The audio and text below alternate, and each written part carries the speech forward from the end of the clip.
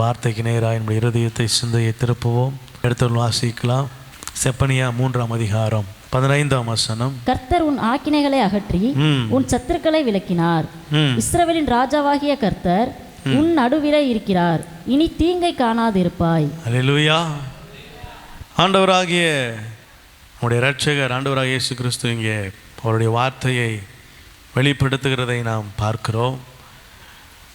தீர்க்கதரிசி செப்பனியா மூலம் கர்த்தர் ஒரு வார்த்தையை ஜனங்களுக்கு கொடுக்கிறார்.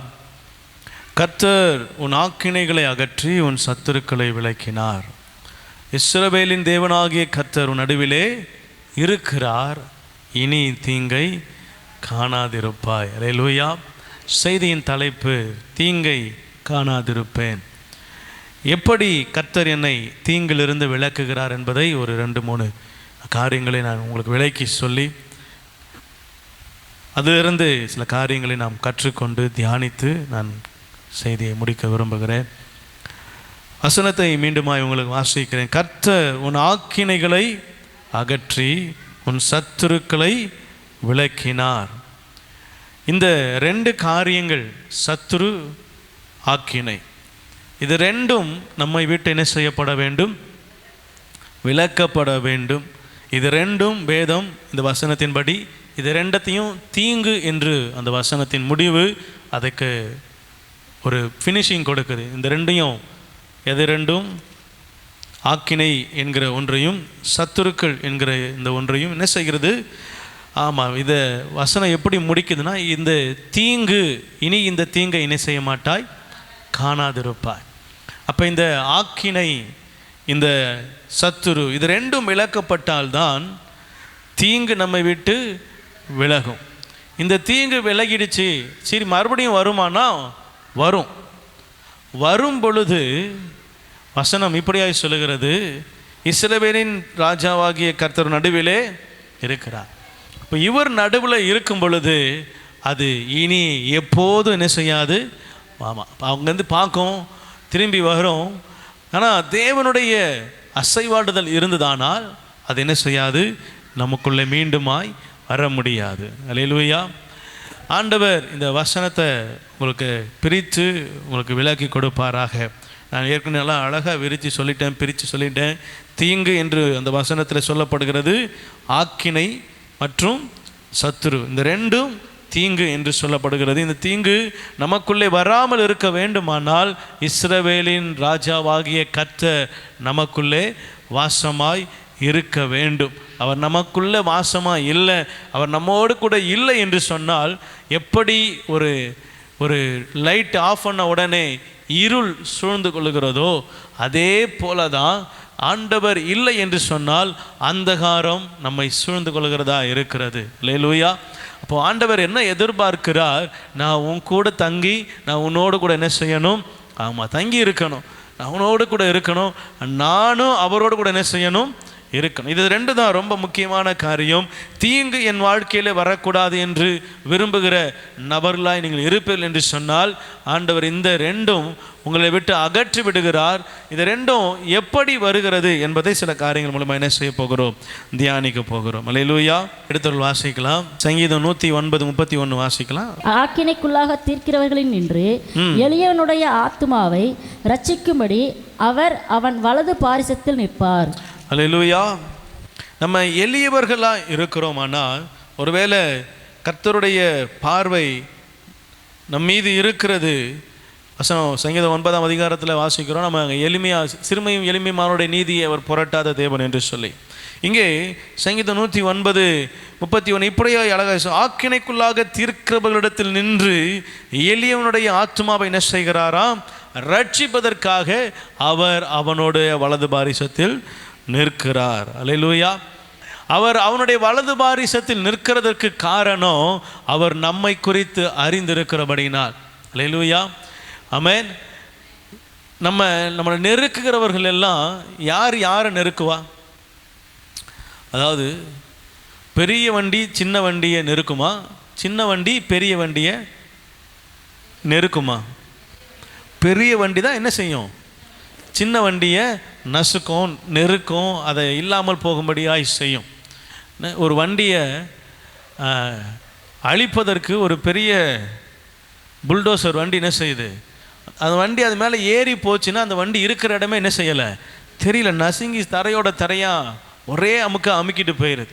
அப்போது ஒரு பெரிய வாகனம் வரும்பொழுது சிறிய வாகனம் என்ன செய்யுது, அழிக்கப்பட்டு போகுது, அது அப்படியே உருக்குலைந்து போகிறது. அப்போ ஆண்டவர் இங்கே எளியவனுடைய பக்கத்தில் நிற்கிறார். யார் நெருக்குவா, யார் அவர்களை அழிக்க நினைப்பா அப்படின்னா, கொஞ்சம் பலத்தவர்கள் என்ன செய்வாங்க, எதிராக எழும்புவாங்க. அவங்களுடைய பணத்தை, அவங்களுடைய பலத்தை, அவங்களுடைய பேக்ரவுண்டை அதை நம்பி அவர்கள் என்ன செய்வாங்க, நம்ம எப்படி என்ன செய்யலாம், நம்ம முன்னாடி அவங்க நீங்கள் என்ன செய்ய முடியாது, நிற்க முடியாது, நம்ம எப்படினாலும் என்ன செஞ்சிடலாம், அவர்களை சரி கட்டி விடலாம் இப்படிலாம் என்ன செய்வாங்க. அந்த பணம் பலம் படைத்தவர்கள், இல்லை ஒருவேளை இருதயத்தில் அப்படிப்பட்ட இருதயம் உடையவர்கள் எளியவர்களாக இருக்கிறாங்க, இவங்க என்ன செஞ்சிட போகிறாங்க என்று எண்ணி என்ன செய்யலாம், நசுக்குவதற்கு, ஆக்கினையை செலுத்துவதற்கு, நம்மை இல்லாமல் போக பண்ணுவதற்கு அவங்க என்ன வேணாலும் செய்யலாம். கர்த்தர் சொல்கிறாரு, ஆக்கினைக்குள்ளாக தீர்க்கிறவரிடத்தில் நின்று நம்மை, அதாவது எளியவர்களுடைய ஆத்துமாவை ரட்சிக்கும்படி அவர்கள் பக்கத்தில் வலது பாரிசத்தில் கர்த்தர் என்ன செய்கிறாரா, நிற்கிறார். அல்லேலூயா. ஆண்டவர் உங்களை என்னையும் பார்த்து சொல்கிறாரு, நான் உங்கள் வலது பாரிசத்தில் நிற்கிறேன். உங்களுக்கு விரோதமாக எவ்வளவு பெரிய கோலியாத் போல எழும்பலாம், ஆண்டவர் சொல்கிறாரு, நான் வலது பாரிசத்தில் நிற்கிறேன். அல்லேலூயா. கர்த்தரை என் வலது பாரிசத்தில் நிறுத்தியிருக்கிறேன். எனக்கு விரோதமாக எழும்புகிறவன் யார்? மனுஷன் எனக்கு என்ன செய்வான்? பாருங்க, ஆண்டவர் என் கூட இருந்தால் போதும், வேற யாரை குறித்து எனக்கு என்ன இல்லை, கவலை இல்லை. அல்லேலூயா. எந்த சூழ்நிலையாக இருந்தாலும் கர்த்தர் என்னை அதிலிருந்து விடுவிக்க வல்லவராக இருக்கிறார். என் மீது ஆக்கினை செலுத்த வருகிற எவ்வளவு பெரிய நபராக இருந்தாலும் அவர்களிடத்திலிருந்து பாதுகாக்க கர்த்தரினுடைய வலது பாரிசத்தில் என்ன செய்கிறார், நிற்கிறார். இந்த விசுவாசம் உங்களுக்கு எனக்கும் உண்டாக வேண்டும். அதை நம்ம ஆழமாய் விசுவாசிக்க வேண்டும். அல்லேலூயா. ஆமாம், நீதிமொழிகள் இப்படியாய் சொல்லுகிறது, 19ஆம் அதிகாரம் 19ஆம் வசனம், நீதிமொழிகள் 19:19. கடுங்கோபி ஆக்கினைக்குள்ளாவான், நீ அவனை தப்புவித்தால் திரும்பவும் தப்பிக்க வேண்டியதாய் வரும். நம்ம எப்போ ஆக்கினைக்கு உள்ளாக தீர்க்கப்படுகிறோம் என்று வேதம் சொல்லுகிறது என்று சொன்னால், கடும் கோபி என்ன செய்கிறானா, ஆக்கினைக்கு உள்ளாக்கப்படுகிறான். கவனிங்க, வெளிப்படுத்தல சொல்லப்படுது, கோபம் கொள்ளுகிறவர்கள், பொய் சொல்லுகிறவர்கள் அப்படின்னு சொல்லி நரகத்துக்கு போகிறவர்களுக்கு ஒரு லிஸ்ட் ஒன்று கொடுக்குறார் ஆண்டவர். அப்போது கோபம், அது கோபம் கொண்டாலும் பாவம் செய்யா திருப்பாயாகன்னு தான் ஆண்டவர் என்ன செய்கிறார், எழுதி வச்சிருக்க. கோபம் சில நேரத்தில் வரலாம், ஆனால் கடும் கோபியாக என்ன செஞ்சிடக்கூடாது, மாறிடக்கூடாது. தெய்வ பிள்ளைகள் ஒரு நாள் என்ன செய்யக்கூடாது, கடும் கோபியாக மாறிடக்கூடாது. வேதம் சொல்லுகிறது, அப்படி நீங்கள் ஒரு வேளை கடும் கோபிக்கிறவர்களாக இருப்பீர் என்று சொன்னால் ஆக்கினைக்கு உள்ளாக்கப்படுவீர்கள். அவனை தப்பு வைத்தா மறுபடியும் என்ன செய்யணும், தப்பு வைக்கணும். இதே நீதிமொழிகள் ஒரு வசனம் இருக்குது, மூக்கை பிசைதல் என்னத்தை உண்டாக்குமா, இரத்தத்தை வருவிக்கும், உண்டாக்கும். இப்போது ஒரு ரத்தம் வருதுன்னா அந்த இடத்துல அவன் என்ன செய்கிறான், தேவையில்லாத ஒரு வேலையை அடிக்கிறான்னு அர்த்தம் இல்லை. ஏதோ ஒரு ரத்தம் வரும் வரைன்னா அங்கே ஏதோ ஒரு தேவையில்லாத காரியம் செய்யப்படுகிறது, அது கர்த்தர் விரும்பாத ஒன்றாக இருக்கிறது. வசனம் சொல்லுது, கடும் கோபத்தினால அவன் மூடனாய் மாறுவான். முதலாவது அவனுக்கு என்ன இருக்கும், ஆமாம், கடும் கோபம் வரும் பொழுது, சாதாரண இந்த லைஃப்பில் வாழ்கிற இந்த உலகத்தில் இருக்கிற சில ஞானிகள் என்று சொல்லப்படுகிற, அறிஞர்கள் என்று சொல்லப்படுகிற, அவங்க சொல்கிறாங்க, ஒரு மனுஷன் கோபப்படும் போது அவனுக்கு அவனுடைய மூளையில் இருக்கிற எல்லா நரம்பும் என்ன செய்தான், ஸ்டக் ஆகிடுமா. அவன் என்ன செய்கிறான்னு என்ன செய்யாது அவனுக்கு தெரியாது. இன்னொரு மனுஷன் இப்படியா விளக்கம் கொடுக்கிறார், கோபம் அப்படின்னா என்ன, தன்னைத்தானே காயப்படுத்தி கொள்வதற்கு பேர் தான் கோபம். இப்போ கோபப்பட்டால் உங்கள் உடம்புல அவ்வளவு பெரிய ஒரு பாதிப்பு என்ன செய்தான், சரீரத்துக்கு உள்ள உருவாகுதான். கோபப்படுறதுனால அவ்வளவு பெரிய காரியங்கள் நமக்கு தீமையாய் நடக்குது. அதனால தான் அவர் சொல்கிறாரு, ஒருவன் தன்னை காயப்படுத்தி கொள்ள வேண்டுமானால் அவன் கோபப்பட்டால் போதும் அப்படின்றார். அல்லேலூயா. யாரெல்லாம் கோபப்பட ரெடியாக இருக்கிறீங்க? உங்களை நீங்களே வருத்திக்கணும் அப்படின்னா நீங்கள் கோபப்பட்டாலே போதும். ஆமென். ஆக கடுங்கோபி ஆக்கினைக்கு என்ன செய்கிறான், உள்ளாக்கப்படுகிறான். நான் கடுங்கோபத்தை என்னை விட்டு என்ன செய்யணும், நீக்கணும். எனக்குள்ள கோபம் என்ன செய்யக்கூடாது, இருக்கக்கூடாது, வரக்கூடாது. அப்படி அது கோபம் இருக்குமானால் அது என்னை தீங்குக்கு நேராக என்ன செய்யும், நடத்தும். ஆண்டவர் சொல்லிட்டாரு, இனி தீங்கை காணாது இருப்பாய். ஆனால் நான் தீங்கை வருவித்து கொள்ள முடியுமா அப்படின்னா, கோபம் இருக்கிற இடத்துல கர்த்தர் என்ன செய்கிறது இல்லை, வாசம் பண்ணுகிறது இல்லை. இப்போ கர்த்தர் இல்லாத இடத்துல, கர்த்தர் நின்று வாசம் பண்ணாத இடத்துல தீங்கு என்ன செய்கிறது, மீண்டுமாய் உள்ளே சேர்க்கப்படுகிறதா இருக்கிறது. சின்ன வயசில் நான் ட்ராக்ஸ் கொடுக்கும்போது என் கையில் ட்ராக்ஸ் கொடுப்பாங்க, நாங்கள் ட்ராக்ஸ் கொடுக்க போவோம். அந்த ட்ராக்ஸில் ஒரு படம் போட்டிருக்கோம், ஒரு மனிதனுடைய தலை போட்டிருக்கோம், ஒரு ஹார்ட் ஒன்று போட்டிருக்கோம். அந்த ஹார்ட்டுக்குள்ளே ரெண்டாக பிரிச்சிருக்கோம். ஒன்றில் பன்னி, கழுதை, குதிரை எல்லாம் என்ன செய்யும், ஒரு படம் போட்டிருக்கோம் உள்ளே. இந்த பக்கம் அப்படியே ஒரு புறா உள்ளே வர மாதிரியும், ஆமாம், ஆவியான உள்ளே வர மாதிரியும், ஒரு ஆட்டுக்குட்டி உள்ளே வர மாதிரி என்ன செய்யும், ஒரு படம் போட்டிருக்கோம். இதெல்லாம் இப்படி உள்ளே வரும்போது இதெல்லாம் இப்படி வெளியே போகிற மாதிரி என்ன செய்யும், அந்த படம் போட்டிருக்கோம். அந்த ட்ராக்ஸை கொண்டு போய் என்ன செய்வோம், கொடுப்போம். இப்போது எது உள்ளே வரணுமோ அது உள்ளே வந்தால், எது இருக்கக்கூடாதோ அது என்ன செஞ்சிடும், ஆட்டோமேட்டிக்காக வெளியே போயிடும். நம்ம இப்போ இதெல்லாம் உள்ளே கூப்பிட்டோன்னு வச்சுக்கிங்களேன், அந்த படத்தை அப்படியே திருப்பி போடுங்க. பன்னி, ஆடு, மாடு, கோழி, இன்னும் என்னெல்லாம் விரும்பத்தகாத ஜீவன்லாம் இருக்குதோ, இல்லை எதெல்லாம் மோசப்படுத்துகிற ஜீவனாக இருக்குதோ அதெல்லாம் உள்ளே வருமானால் இது என்ன செஞ்சிடும். இப்போது நம்ம எதுக்கு இடம் கொடுக்குறோன்றதை பொறுத்து தான் நமக்குள்ளே என்ன கிரியை நடக்குது. நம்ம ஆக்கினைக்குள்ளாக தீர்க்கப்படுறோமா, தீங்கை வர வைக்கிறோமா, இல்லை தீங்கை வெளியே அனுப்புகிறோமா என்பதை நம்மளுடைய ஆத்துமா, நம்மளுடைய இருதயம், நம்முடைய சிந்தை அதை பொறுத்து தான் என்ன செய்யுது அமைய. வசனத்துக்கு கீழ்ப்படிவோமானால் தீங்கை விட்டு விலகுகிறவர்களாக இருப்போம். வசனத்தை மறப்போமானால், வேதத்தை மறப்போமானால், ஆண்டவர் சொன்ன வார்த்தைகளுக்கு செவி கொடுக்காமல் போவோமானால் ஆண்டவருடைய வசனம் வெளியேறும், தீங்கு என்ன செய்யும், உள்ள வரும். அல்லேலூயா. கவனிங்க, ஆண்டவர் சொல்கிறாரு, கடும் கோபி என்ன செய்கிறான், ஆக்கினைக்குள்ளாக தீர்க்கப்படுகிறான். அந்த கோபம் அவனை என்ன செய்கிறது, தீங்குக்குள்ளாக தள்ளுகிறதா இருக்கிறது. இன்னொரு காரியம், விசுவாசம் இல்லைன்னா கூட தீங்கு வரும். மார்க்கு 16ஆம் அதிகாரம் 16ஆம் வசனம், விசுவாசம் உள்ளவனாகி ஞானஸ்நானம் பெற்றவன் ரட்சிக்கப்படுவான், விசுவாசியாதவனோ ஆக்கினைக்குள்ளாக தீர்க்கப்படுவான். விசுவாசியாதவன் எங்க தீர்க்கப்படுவாரா, ஆக்கினைக்குள்ளாக என்ன செய்கிறான், தீர்க்கப்படுகிறான். அல்லேலூயா. ஆமாம், விசுவாசம் உள்ளவனா இருக்கிறவன் ரட்சிக்கப்படுறான், விசுவாசம் இல்லைன்னா ஆக்கினைக்கு போயிடுறான். கவனிங்க, விசுவாசம் நம்முடைய வாழ்க்கைக்கு ரொம்ப பெரிய அத்தியாவசியமான ஒன்று. நம்ம எதை நம்புகிறோமோ அதாகவே என்ன செய்கிறோம், நம்ம மாறுறோமா. அல்லேலூயா. நீங்கள் எதை நம்புறீங்களோ அதுவாகவே என்ன செய்கிறீங்க. இப்போது இந்த பிள்ளைங்களுக்கு, சின்ன பிள்ளைங்களுக்கு நீ என்ன ஆக போகிற அப்படின்னு கேட்கும்போது அவங்க என்ன செய்கிறாங்க, ஒவ்வொருத்தரும் அது வரைக்கும் ஒன்றும் அவனுக்குள்ள மனசில் ஒன்றுமே இருக்காது. பக்கத்தில் ஒருத்தன் டாக்டர், ஒருத்தன் இன்ஜினியர் சொன்ன உடனே இவனு என்ன செஞ்சிருவான், சொல்லுவான். ஆனால் அந்த வார்த்தையை சொன்ன பிற்பாடு சில பிள்ளைகளுடைய வாழ்க்கையில் இருதயத்தில் அந்த ஆள் என்ன செஞ்சிடும், பதிஞ்சிடும். நம்ம என்ன செய்யணும், ஆமாம் டாக்டர் ஆகணும், நம்ம டாக்டர் ஆகணும், டாக்டர் ஆகணும், டாக்டர் ஆகணும், இப்படியே என்ன செய்யும், இல்லத்தில் பதிஞ்சிடும். ஸோ அது கொஞ்ச நாள் கழித்து பார்த்தீங்கன்னா அதோடைய ஆம்பிஷன் என்ன செய்யணும், அதுவே மாறிடும். அதனுடைய விருப்பம் அதாவே மாறிடும், அதனுடைய டார்கெட் அதாவே மாறிடும். அதுவே தான் யோசிக்கும், அதுதான் பார்க்கணும், அதுதான் செய்யணும், அப்படி தான் மாறணும். ஒரு காலகட்டம் வரும்போது அதற்குண்டான பயணத்தில் என்ன செய்கிறாங்க, அவங்க ஈடுபடுறாங்க. ஏன், அவன் இருதயத்தில் சின்ன வயசுலேருந்து அவன் நம்புகிறான், நான் டாக்டர் என்ன செய்யணும், ஆகணும், நான் இப்படியே ஆகணும், நான் அப்படி தான் ஆகணும், நான் இதே மாதிரி படித்தேன், இது மாதிரி காரியங்களை செய்தால் நான் டாக்டர் ஆகிடலாம். அப்போ நம்ம அதுக்கு ஆகிறதுக்கு என்ன வழி, அதை பார்க்கணும், அதில் செய்யணும், அதை செய்யணும். அப்போது அந்த இருதயத்தில் அந்த பிள்ளைகளுக்கு என்ன செய்யுது, அதுவாகவே மாறுறாங்க. அல்லேலூயா. சர்ச்சுக்கு ஒரு பிள்ளை வீட்டில் உட்காந்து என்ன செய்தான், போர்டில் எழுதி, பிள்ளைங்க இல்லையா, எந்த பிள்ளைங்களும் இல்லையா, ஆனால் பிள்ளைங்க இருக்கிற மாதிரி என்ன செய்கிறானா, எழுதி போட்டு பாடம் நடத்துகிறானா. அல்லேலூயா. அவள் இருதயத்தில் டீச்சர் ஆகணும்னு ஆசை.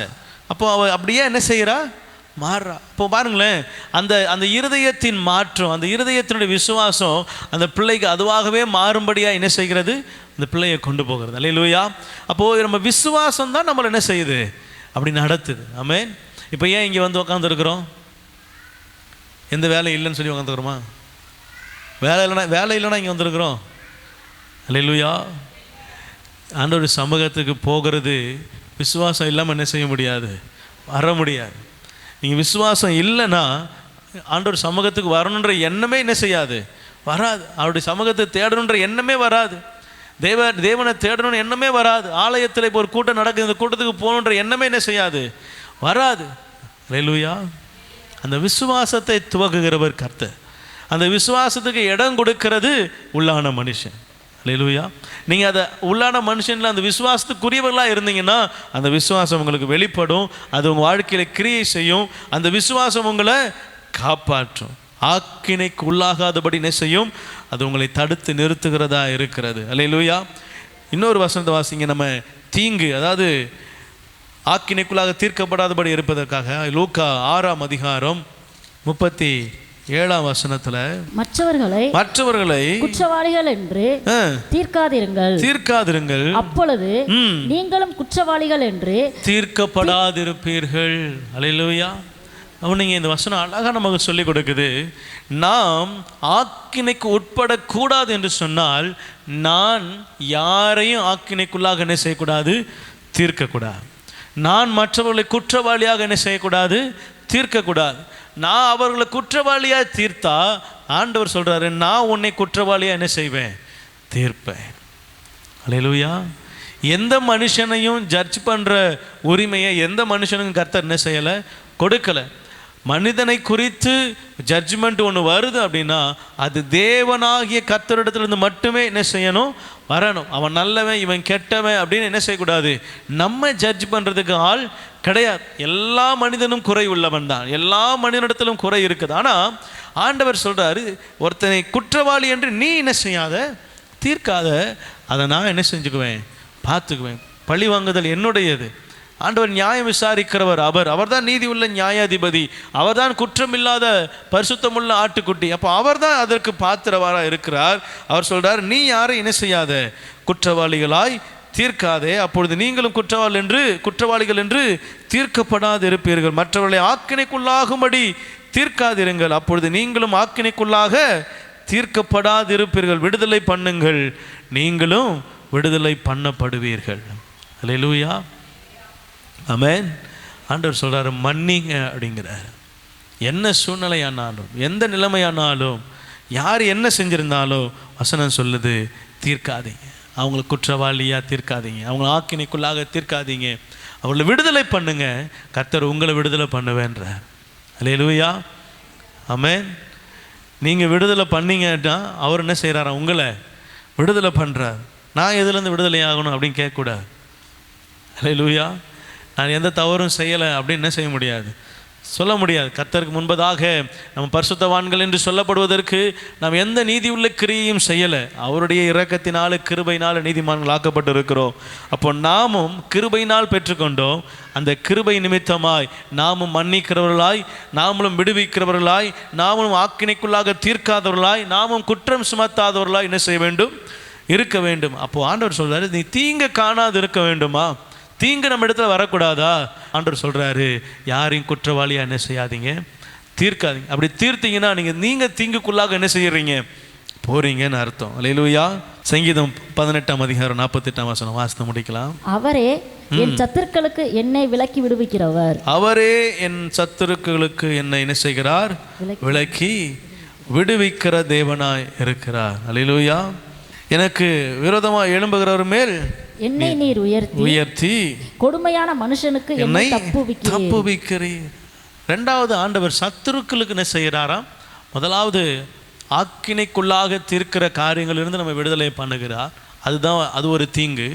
ரெண்டாவது, இந்த சத்துருனா அவன் அதாவது பிசாசு அது மட்டும் கிடையாது. நமக்கு சத்துருனா, அதான் பிரதான சத்துருனா பிசாசு தான். அவன் ஒருத்தனை தவிர வேறு எந்த பிரதான சத்துருவும் இல்லை. பிசாசு தான் நமக்கு முக்கியமான சத்துரு. வானமண்டல சேனைகளுக்கு முன்பதாக நமக்கு போராட்டம் உண்டு, நமக்கு யுத்தம் உண்டு, ஆவிக்குரிய யுத்தம் உண்டு. ஆனால் சத்துருக்கள் அப்படின்னு வரும்பொழுது பிசாசு மறைமுகமாக நின்று கொண்டு மனிதர்களை கொண்டு என்ன செய்கிறான்? அவன் எழும்ப பண்ணுகிறான். இப்போது நமக்கு விரோதமாக ஒருத்தங்க எழும்புறாங்க. நம்ம எந்த தீங்கும் செய்யலை, நம்ம எந்த காரியமும் செய்யலை, நம்ம எதுவும் அவங்கள காயப்படுத்துகிற மாதிரி எதுவுமே செய்யலை. ஆனால் ஒருத்தர் நமக்கு விரோதமாக எழும்புறாங்கன்னு வச்சுக்கோங்களேன், அது 100% பிசாசின் மூலமாய், சத்ருவின் மூலமாய் எழுப்பப்பட்ட ஒரு சத்ருவின் ஆவியினால் கிரியை நடப்பிக்கப்படுகிற சத்ருவின் கிரியையாக இருக்குது. அந்த மனுஷனுக்குள்ளே சத்ரு கிரியை செய்கிறான். அந்த மனிதனை அல்ல, அந்த மனிதனுக்குள்ளே கிரியை செய்கிற சத்ருவை நாம் என்ன செய்யணும்? எதிர்க்கிறவர்களாய் காணப்பட வேண்டும். அல்லேலூயா. வசனத்தில் பார்க்குறோம், அவரே என் சத்துருக்கள் என்ன செய்கிறார், விலக்கி விடுகிறார். சில நேரங்களில் நான் போன வாரம் 3வது வாரம் செய்தியில் சொன்னேன், இஸ்ரவேல் கூட்டம் இருக்குது, பாலாக் ராஜா இருக்கிறான், பிழையாம் இருக்கிறாரு, பிழையாம சபிக்க பாலாக் கூப்பிடுறாரு, பிழையாம் சபிப்பதற்காக வருகிறார், பிழையாம் சபிப்பதற்காக எழும்பி நின்று சேனைகளை பார்க்குறார், இஸ்ரவேலின் சேனையை பார்க்குறார். அப்படி ஒரு சபிப்பதற்காக ஒரு மனுஷன் எழும்பி நிற்கிறான் என்பதே இஸ்ரவேல் சேனைக்கு என்ன செய்யாது, தெரியாது. ஆனால் இஸ்ரவேல் என்ன செய்யுது, அமைதியாக அது வாசம் பண்ணுது. இங்கே ஒரு மனுஷன், இங்கே ஒரு ராஜா அவன் விரோதமாக எழும்பி இருக்கிறான், அந்த விரோதமாக எழும்பின காரியமே இஸ்ரவேலுக்கு தெரியாது, ஆனால் அது அமைதியாக இருக்குது. ஏன்னா சேனைகளின் கர்த்தர் அவளோடு கூட என்ன செய்கிறார், இருக்கிறார். அவனுக்கு இதே தான் இங்கேயும் சொல்ல வரேன். நமக்கு விரோதமாக யாரும் எழும்பட்டும், சத்துரு எப்படியும் எழும்பட்டும், ஆண்டவர் சொல்கிறாரு அவர்களை உன்னிடத்திலிருந்து அவர் விலக்குவார். ஆமென். எப்படி விளக்குவார், எதனால் விளக்குறார் அப்படின்னா, நான் அவருக்குள்ளே இருந்தால் அந்த சத்துருவை என்னை விட்டு என்ன செய்வார், விளக்குவார். அல்லேலூயா. நம்ம வாசித்த ஆதாரமான வசனமும் அப்படி தான், செப்பனியால் வாசித்தது போல, அவர் என் நடுவில் இருக்கிறார், நான் தீங்கை காணால் இருப்பேன். அப்போ அவர் என் நடுவில் இருக்கிறார்னா இங்கே வசனத்தில் அழகாக சொல்லப்படுது, சத்துருக்களை அவரே என்னை விட்டு என்ன செய்கிறார், எனக்கு விரோதமாக எழும்புகிறவர்கள் மேல் என்னை உயர்த்தி கொடுமையான மனுஷனுக்கு என்னை தப்ப வைக்கிறார். அல்லேலூயா. ஆண்டவராக இயேசு கிறிஸ்துவை கொலை செய்கிறதுக்கு யார், பிசாசு எழும்புறானா? பிசாசு ஜனங்கள் மூலமாக என்ன செய்கிறான், எழுப்புறான். பிசாசு வந்து நின்று இவரை சிறுவையில் அறையணும்னு சொல்லலை, ஜனங்களை தூண்டி விட்டு ஜனங்களை தான் சொல்ல வைக்கிறான். அப்போது அந்த மக்களுடைய இருதயத்தை, ஜனங்களுடைய இருதயத்தை பிசாசு தான் என்ன செய்கிறான், ஆளுகை செய்கிறான். அப்போ நம்ம அவர்களை குறித்து அல்ல, அவர்களிலிருந்து நம்மை விடுவிக்கிற ஆண்டவரை என்ன செய்யணும், பிடித்து கொள்ளணும். அல்லேலூயா. அவர்களிடத்திலிருந்து நம்ம விடுவிக்கிற தெய்வத்தை நம்ம என்ன செய்யணும், அண்டிக் கொள்ளணும். அவரை பிடித்து கொள்ளுவோம்னால் வசனத்தின்படி அவரே என்னை சத்துருக்களுக்கு விலக்குகிறார், கடைசியில் இப்படியாய் முளைக்கிறார், கொடுமையான மனுஷருக்கு என்னை தப்பு வைக்கிறார். அல்லேலூயா. 41ஆம் சங்கீதம் 2ஆம் வசனத்தில், கர்த்தர் அவனை பாதுகாத்து, கர்த்தர் அவனை பாதுகாத்து அவனை உயிரோட வைப்பார், பூமியில் அவன் பாக்கியவானாய் இருப்பான். அவன் சத்துருக்களின் இஷ்டத்திற்கு அவன் என்ன செய்ய மாட்டாரா, அவனை ஒப்பு கொடுக்க மாட்டார். அல்லேலூயா. இப்போ நம்ம சத்துரு ஒரு திட்டம் போட்டிருப்பான், அவன் ஒரு விருப்பம் வச்சிருப்பான், அவன் இஷ்டத்துக்கு என்ன செய்ய மாட்டாரான், கர்த்தர் நம்ம விட்டு கொடுக்க மாட்டார். அல்லேலூயா. விசுவாசிக்கிறீங்களா? என்ன ஆண்டவர் ஒருத்தர் கையில் என்ன செய்ய மாட்டார், விட்டு கொடுக்க மாட்டார். ஏன்னா நான் அவரை நம்பி இருக்கிறதுனால. அல்லேலூயா. ஆமாம். அழிந்து போகிற பொன் அக்கினினாலே சோதிக்கப்படும், அதை காட்டிலும் அதிக விலையேற பெற்ற உங்கள் விசுவாசம் சோதனைக்கு உட்படுத்தப்படும். ஆனால் சோதனை சகிக்கிற மனுஷன் பாக்கியம். நீங்கள் சோதிக்கப்பட்ட பிற்பாடோ எப்படி விளங்குவீங்க, பொன்னாக என்ன செய்வாங்க. இப்போது ஆண்டவர் சில சோதனைகளை அனுமதிக்கிறாருன்னா என்னை கைவிட்டுட்டார் அப்படின்னு அர்த்தம் இல்லை. தாவீது சொல்கிறாரு, என்னோட அப்பம் புசித்த மனுஷன் எனக்கு மேலாக தன் காலை குதிங்காலை என்ன செய்கிறான், துலுக்குகிறான். எனக்கு தலைக்கு மேலே என்ன செய்கிறான், அவன் காலை எழுப்புறான். எனக்கு கீழே நான் போட்ட ஆகாரத்தை தின்னு வளர்ந்தவன், எனக்கு மேலே அவனுடைய காலை குதிங்காலை தூக்குறான். ஆண்டவரே, என்னை இப்படி தரைமட்டமாக தாழ்த்திட்டீரே அப்படின்னு என்ன செய்கிறாரு, புலம்பி ஒரு இடத்துல அழுகுறார், கதறார். ஆண்டவர் சொல்கிறாரு, நான் உன்னை கீழே என்ன செய்யலை, உன்னை ஒரு சோதனைக்குள்ளே என்ன செஞ்சுருக்கிறேன், அனுப்பியிருக்கிறேன். அப்போ சில பேர் ஆட தான் செய்வாங்க, சில பேர் ஆடுவாங்க, சில பேர் எழும்புவாங்க, சில பேர் மேலே இன்னும் குதிப்பாங்க, என்னென்னவோ பண்ணுவாங்க. ஆனால் கர்த்தர் சொல்கிறாரு, இவர்கள் எல்லாருக்கும் மேலே நான் உன்னை உயர்த்துவேன், ஆனால் கொஞ்ச நாள் என்ன செய்யணும், நீ அடங்கி இருக்கணும். அல்லேலூயா. கர்த்தர் உயர்த்தும் வரைக்கும் அடங்கி இருக்கணும், ஆண்டவர் உயர்த்துகிற வரைக்கும் காத்து இருக்கணும். வசனம் அழகாக சொல்லுது, அவர் அவனை பாதுகாத்து அவனை உயிரோடே வைப்பார், பூமியில் அவன் என்ன செய்வானா, பாக்கியவானாக இருப்பான். சத்துருவோட இஷ்டத்துக்கெல்லாம் என்ன செய்ய மாட்டார், விட்டு கொடுத்துட மாட்டார். அவங்க இஷ்டத்துக்கு உங்களை ஆட்டிப்படைக்கு என்ன செஞ்சிட மாட்டார், விட மாட்டார். கொஞ்ச நாள் காத்திருப்பார், சில காரியங்களுக்காக வெயிட் பண்ணுவார். அல்லேலூயா. காத்திருந்து அதற்கேற்ற சூழ்நிலை வரும்போது, ஏற்ற வேலை வரும் பொழுது வேதம் சொல்லு, அதின் காலங்களில் அவர் நேர்த்தியாய் செய்வார். சில காரியங்களை நேர்த்தியாக செய்யணும் அப்படின்னா காத்திருக்கணும். அல்லேலூயா. ஆமென். அப்படிதானே? பிள்ளைய 12வது சேர்க்கணும் அப்படின்னா 10 வருஷம் என்ன செய்யணும்? 11 வருஷம். 11 வருஷம் அவன் காத்திருந்தால் தான் 12ஆம் கிளாஸ் என்ன செய்ய முடியும்? இல்லை என் பிள்ளை ரொம்ப ரொம்ப அது மாதிரி அவன் ரொம்ப சூப்பர் ஜீனியர் அவன், அதனால் இப்போ தான் ஒரு 8 வயசு தான் ஆகுது, 12வது சேர்த்துக்குங்க அப்படின்னு சொன்னீங்கன்னா உங்களை வேற எங்கேயா சேர்த்துருவாங்க. எங்கே சேர்ப்பாங்கன்னு தெரில எனக்கு, ஆனால் எங்கேயா சேர்த்துருவாங்க. இவங்களுக்கு என்னவோ என்ன செஞ்சிருச்சு, 8 வயசு பிள்ளையை கொண்டு போய் எங்கே சேர்க்க சொல்கிறாங்க? முடியாது. அவன் என்ன செய்யணும்? 11 வருஷம் 1ஆம் கிளாஸ்லேருந்து 11 வருஷம் வரைக்கும் என்ன செய்யணும்? அவன் காத்திருந்து பொறுமையாக படிப்படியாக தான் போக முடியும். போனால் தான் 12ஆம் கிளாஸ் என்ன செய்ய முடியும். Otherwise no route no way, எதுவுமே கிடையாது. ஒரே வழி தான். 10 வரைக்கும் என்ன செய்யும், 11 வரைக்கும் படி, 12ஆம் கிளாஸ் என்ன செய்யலாம், போகலாம். அல்லேலூயா. இல்லை டிஸ்கண்டினியூ ஆகிட்டேன்னா கூட பாதியிலிருந்து அந்த வயசுக்கு ஏற்றப்போ என்ன செய்யலாம், போய் படிக்கலாம். ஆனால் நேராக எடுத்தெடுப்பில் 12ஆம் கிளாஸ் தான் போவோன்னா என்ன செய்ய முடியாது. ஆமாம், மேல் படிக்கு முதல் படி யாரோ ஒருத்தர் சொல்ல கேட்டேன், மேலே உயரணும்னா மேல் படிக்கு முதல் படி என்ன படி, கீழ்ப்படி.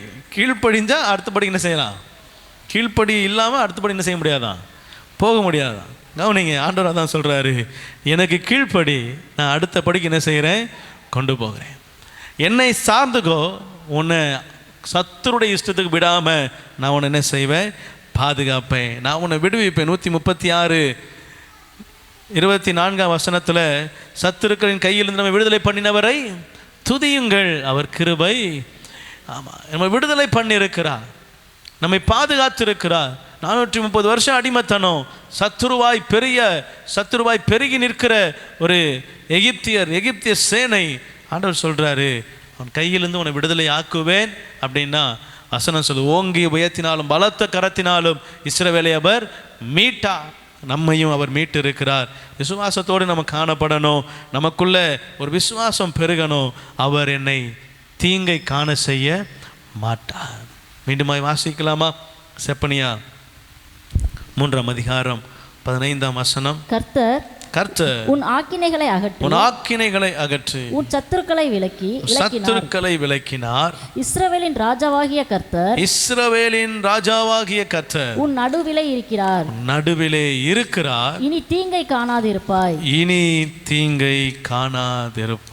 அல்லேலூயா.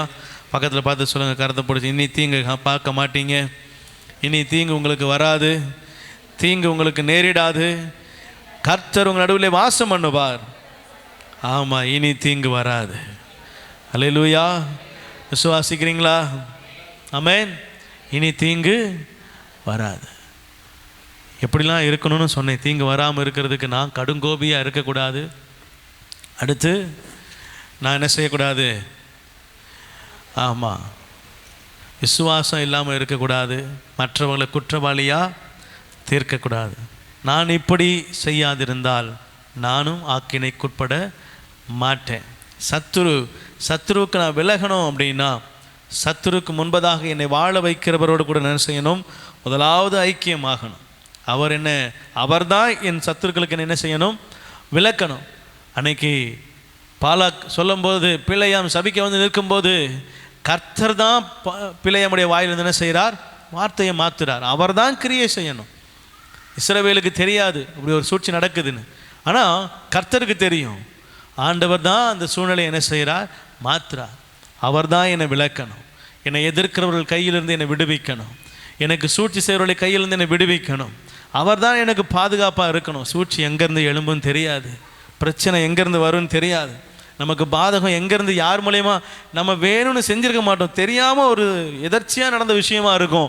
அதிலிருந்து ஒரு புகை என்ன செஞ்சிட்ருக்கோம்? கிளம்பிகிட்ருக்கோம். அதை அமர்த்தணும் அப்படின்னா கர்த்தர் தான் மழையை வர வைக்கணும். அவர் தான் இறங்கி என்ன செய்யணும்? தண்ணியை அங்கே எரியுதுன்றதாவது அவர் தான் என்ன செய்யணும்? சொல்லணும். அல்லேலூயா. நீர் இறங்காவிட்டா ஆமாம், யாரும் காப்பாற்ற முடியாது. ஆண்டவர் ஒருத்தர் தான் காப்பாற்றுகிறார். அல்லேலூயா. வசனம் ஃபுல்லாக அப்படி தான் இருக்குது.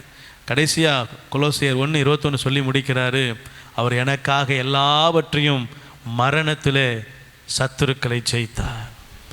சத்துரு, கடைசி சத்துரு, பரிகரிக்கப்படுகிற கடைசி சத்துரு மரணம். சத்துருவை தன்னுடைய மரணத்தினால் ஜெயித்து என்னை விடுதலையாக்கி இருக்கிறார். இன்னைக்கு நான் சத்துருக்கு விடுதலையாக்கப்பட்டு இருக்கிறேன் என்ற விசுவாசம் உள்ளவனாக இருப்பேன் என்றால் அதற்கு அவர் எனக்காய் மரித்ததினாலே அந்த விசுவாசம் எனக்குள்ளே உண்டாயிருக்கிறது. அல்லேலூயா. கண்களை மூடி ஜெபிக்கலாமா? அவர் சத்துருக்களை என்னை விட்டு அகற்றிவிட்டார். ஆக்கினை என்னை விட்டு அகற்றுகிறார். அகற்றிவிட்டு அவர் அப்படியே போறவர் அல்ல. இஸ்ரவேலின் ராஜாவாகிய கர்த்தர் என் நடுவிலே வாசம் பண்ண விரும்புகிறார். மீண்டும் அந்த ஆக்கினை, மீண்டும் அந்த சத்துரு என்னை தொடாதபடிக்கு அவர் என்னை பாதுகாக்க விரும்புகிறார். கண்களை மூடி ஒப்பு கொடுத்து, நல்ல பிதாவே, உடைய சமூகத்தில் எங்களை ஒப்பு கொடுக்கிறேன். பரிசுத்தரே, சத்துருக்களை அகற்றிவிட்ட நல்ல தகப்பனே, என் ஆக்கினைகளை அகற்றிவிட்ட நல்ல ஆண்டவரே, என் தேவனாகிய கர்த்தர் என்னோடு கூட வாசம் பண்ணுகிறதுக்காக நன்றி சொல்லுகிறேன். ஆண்டவரே, கேட்ட வார்த்தையின் பிரகாரம் ஆண்டவரே, நாங்கள் கடும் கோபம் கொள்ளாதபடி, ஆண்டவரே, உமக்கு விரோதமாய் கிரியைகளை செய்யாதபடி பரிசுத்த சத்துரு பரிசுத்த கரத்தில் ஆண்டவரே எங்களை மறைத்து கொண்டு, சத்துருக்களுக்கு எங்களை விலக்கி கொண்டு எங்களை பாதுகாக்கும்படியாக என்னுடைய சமூகங்களை அர்ப்பணிக்கிறோம். விசுவாசம் எங்களுக்குள்ளே பெருகட்டும். நாங்கள் யாரையும் குற்றவாளியாக தீர்க்கிறது இல்லைப்பா. யார் மேலும் எங்களுக்கு ஆண்டவரே கசப்பு இல்லை. யாரையும் நாங்கள் குற்றவாளியாக தீர்க்கிறதும் இல்லை. யாரையும் ஆக்கினைக்குள்ளாக தீர்க்கிறதும் இல்லை. ஆண்டவரே, எளிமையான என் மீது கிருபையாக இருக்கிறதுக்காய் ஸ்தோத்திரம். எளிமையானவனுடைய ஆண்டவரே நீதியை புரட்டாத ஆண்டவர், தீமையை விளக்க என்னோடு கூட இருக்கிறீர். சிறுமையும் எளிமையுமானவர்களை மறவாதவர். ஆண்டவரே, கூட இருந்து நடத்துங்க. வந்து இருக்கிற ஒவ்வொருவருடைய இருதயத்தில் இந்த வார்த்தையை பதிய பண்ணுங்க. ஆழ விதைக்கப்படட்டும். 100 மடங்கு பலனை கொடுக்கும்படியாய் ஜெபிக்கிறேன். சத்துருக்களை விலக்கி விட்டு இனி தீங்கை காணாதிருப்பாய். இந்த வாக்கு தத்தம் வாழ்க்கையில் நிறைவேறட்டும். ஏசு கிறிஸ்துவின் நாமத்தில் ஜெபிக்கிறேன் நல்ல பிதாவே. ஆத்துமாவே கர்த்தரை ஸ்தோத்திரி, முழுமே பரிசுத்த நாமத்தை ஸ்தோத்திரி. என் ஆத்துமாவே கர்த்தரை ஸ்தோத்திரி. கர்த்தர் செய்த சகல உபகாரங்களை மறவாதே. ஆமென்.